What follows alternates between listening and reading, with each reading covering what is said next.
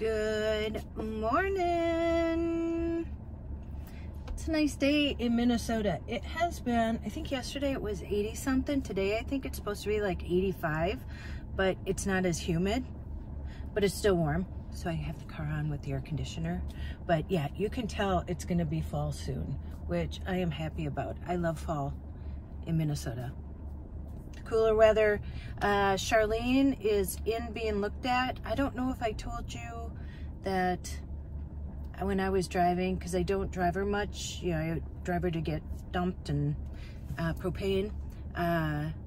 You know, I paid for a new transmission and I had a problem with that guy because he wouldn't send me the warranty after I spent over $6,000 when I was in Florida. And he acted like he was my dad and my friend and, you know. Anywho, but the transmission temperature light came on, but it flashed on and then went off, and it makes a noise like bing, and then went off. And so then when I was just driving it, I think it needs another spark plug, but when I was driving it to where I take it, that light had come on twice, but again, just flashed for a second. So they think there might be something wrong with just the wire. But anyway, Charlene's being taken care of. I wanted to get that taken care of before I put Charlene into storage for the winter, and I have to get her winterized. So, and I am not doing that. Like I said, at the place that I take the dump, they'll winterize her for $120. I'm like, that is the best deal I've ever heard of. If you've ever winterized a van, a RV, whatever, oh my gosh. I mean, unless like you're proficient in it. When I still lived in my place, I winterized her for the first year that I had her. I hadn't been out on the road yet. And I'm sure my neighbors just sat there and laughed at me because, yeah, that was something. Anyway, I wanted to hop on because I am now to the next process of dealing with going into this elderly waiver for my mom. If you don't know, she was on this CDCS program. I'll look that up and show you here what that means. Because I had gotten her a social worker, finally. If you don't know, I've been trying to get her one for 2 years before all this. And for some reason, they kept telling me that either she had too much money or she didn't what is it, you know, she couldn't get on it. Like, she didn't meet the requirements, which I don't know, understand how, because she's legally blind and whatever. We did, they did gear us towards, it's a program for the blind, and a lady came out and, you know, said to my mom, oh, this, but my mom already had all that stuff. And then she was going to take this class, a cooking class, which sounded fun, where they teach, you know, people who are visually impaired how to cook or work their way around the kitchen. They never called back. So, yeah. But the social worker, once we got one, she had finally fallen into, it's usually a numbers category. Like how much money you have. It's all about the money. And they had just upped the amount from this program, the CDCS program, to $48,000 or less. And this is just to help with medical stuff, nothing else, just medical stuff. And, you know, she's legally blind. And, you know, I even asked the woman if it, you know, she thought it'd be worth it because I knew I was going to move my mom into assisted living at some point. And she said yes. And that's where I jumped through all those hoops. You know, I had an hour-and-a-half Zoom call on how to even fill out the paperwork, had to get a financial management service, had to get a planner service. That was a lot of work, but it was well worth it because they did cover those AI glasses for my mom. But he came out, and I have to have him come out again because in the move, you know, she couldn't remember how to use them. So I'll have to have him come back out. So anyway, so, you know, she was only on it for 6 weeks, and that was well worth it because those were covered. And under that program, if you're their PCA, I became, through the state, a licensed PCA. I don't know, I took a test. I don't think you have to be licensed, but if the financial management service of it, you know, allows you to be the PCS, you have to have a background check. I had to get fingerprinted and all this stuff, again, jumping through hoops, but which very good because, you know, again, we don't want anybody to be abused or anything like that. So good on them. So yes, they took me on. And then I was part of the financial plan. So, and according to what she got a month, I could only put in so many hours. I think mine was 30 and a half or something like that. So for those 6 weeks, I did get paid. And so yeah, so that's good. So if you're PCA, look into that. Again, this is Minnesota that I'm talking about. I would assume that they would have similar programs in every state, but I personally don't know, but I'm just telling you what I've been going through. But again, getting a social worker was like getting a life preserver, because she helped me. She gave me a list of places that took medical waivers, knowing I was looking for an assisted living for my mom. So that's when I started taking my mom on tours of those places, because I knew they took waivers. Although then I found out some, like the one said you had to pay private pay for a year before they would take a medical waiver. Another one was private pay for 3 months before they take a medical waiver. Where we're at now, they said that they'll take the medical waiver once she gets it. And I think this one is privately owned. And so I think they're more, and it's really nice. The people are so nice, the staff. Oh, and it's under 2 years old. Honestly, we hit the jackpot with this. And the only reason why we found out about this one was because when I took my mom to my sister's, if you don't know, my sister Pam lives in assisted living. Tried to get my mom in it last year. Was sticker shocked with how much it costs a month, and I'm like, there's no way she can afford this. Anyway, jumped through all the hoops then for that, but went back because I thought, oh, we could get her in now and I'll figure out these programs. And that was the one that was just a tiny room, no kitchenette, no nothing. And it's like, no, that's too depressing. Even for me being in there, I can't imagine living in there. So the lady who I had been dealing with, I dealt with her too last year when I was doing this. When she saw my mom, you know, my mom is not your typical 95-year-old. She said, I think that your mom would do well at the place that she's at now. And she goes, I know the gal over there. Let me reach out to her and get her number, and you can reach out to her. So that's how we found that.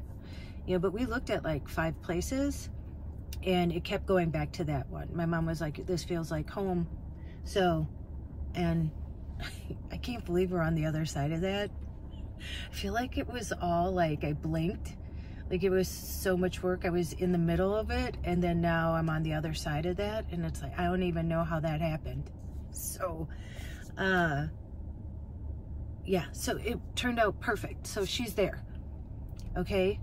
So now that she's there, the medical elderly waiver, which I didn't realize, because in Minnesota, again, that's what I'm talking about, Medicaid and medical assistance is the same thing.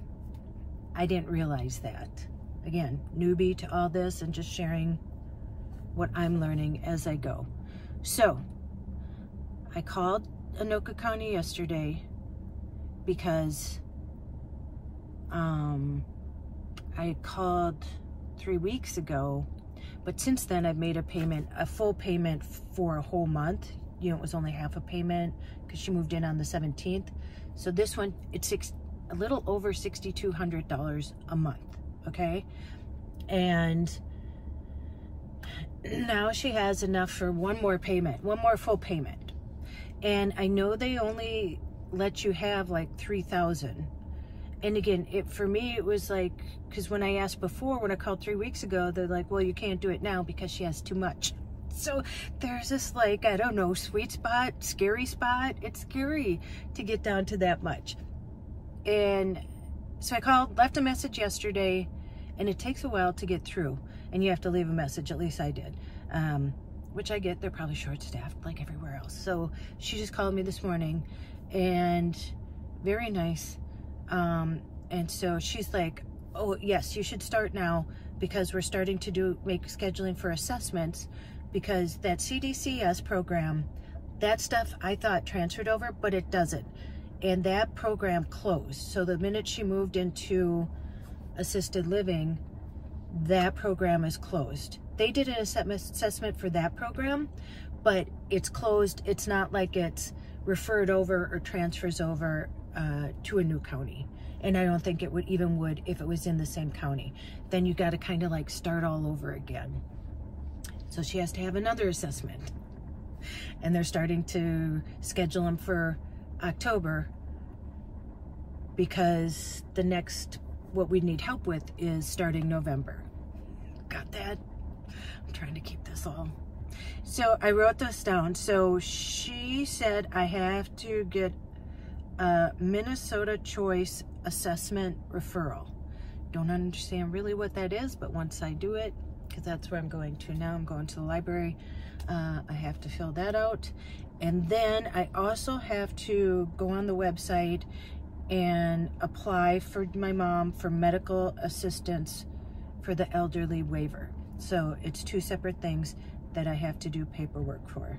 So just know, once you start doing this, it's the most paperwork you'll ever do in your entire life, and phone calling. So that's next on the agenda. So I got my coffee, and I'm gonna go sit at the library and start working on this. And I'll let you know how easy, how not easy, how whatever it is. For the CDCS program, I have a feeling this isn't going to be as challenging, because for that, then I had to go through this list and choose a financial management, FMS,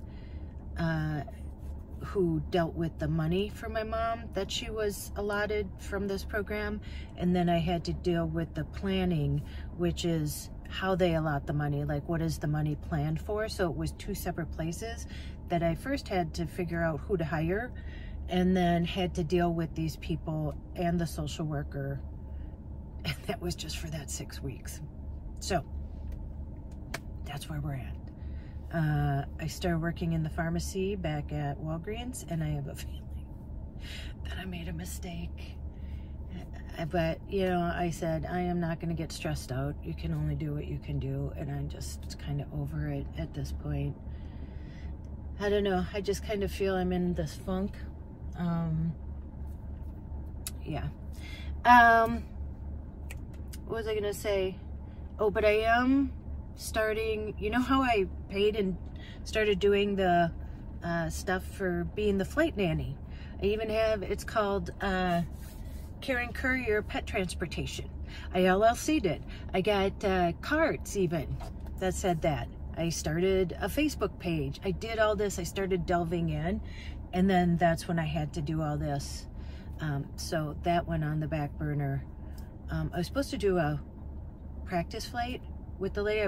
I started in the beta program. It has since grown, but the first time I was supposed to fly, I think it was somewhere like Rhode Island or something like that, but there was a snowstorm. That's when I was in Florida, so that got canceled. And then when I was going to North Dakota, she had called to see if I wanted to do a ride along, and that I was leaving, so I couldn't rearrange that. So hopefully I'll still get to do that. And so that I'm going to delve back into that. You don't realize to begin with all you have to learn, because you're the one that has to make the flight. You have to give a number for what, you know, because they have to make it worth it to,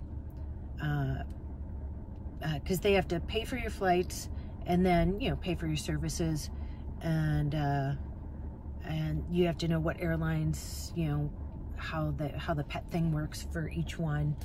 But I even got what's it called, where you get into the line quicker? You know what that's called? I got that. Haven't used it yet. Haven't gone anywhere. I am going to Trempealeau back to see my friend in a couple weeks. And yeah, see all those girls. I really got along well with them. Those are the ones that I'm doing the half marathon in Delaware in December with. I just started yesterday. I've been doing the 5K one. I've just been still like running it. And I started the 21K training app. It's already 54 minutes of, you know, of running. Well, it's not totally 54 minutes, but you know, I mean, a total of 54 minutes. I think the run was 45 minutes, something like that. But yeah, so I'm still doing that. Okay, well, I just wanted to give you an update where I'm at, and I am supposed to interview a guy this morning, but he had to move it to Friday about trusts. So we're going to be talking about trusts. Yeah, oh, and I have this story. I am so intrigued and so invested in this story. You know how I was doing that about the missing canoe people or whatever when I did that? Because I love telling stories like that, and I'm really invested in this one. So I'm going to be doing that soon. I was working on it yesterday, and it's just the time to take time to sit down and actually film it. That's what I got to do. Okay, so things are moving along here. All right, well, I'm gonna let you go here, and you know what to do. Go out, make an adventure, no matter how big or how small. You do not have to solve everything and move into a van. Oh no. As you see, this life is enough of an adventure. Just kind of go out of your comfort zone sometimes and expand things. Go call someone you love, and as Joy says, tell them that you love them, and don't you dare forget your magic. Okay, I will see you in the next one. Bye.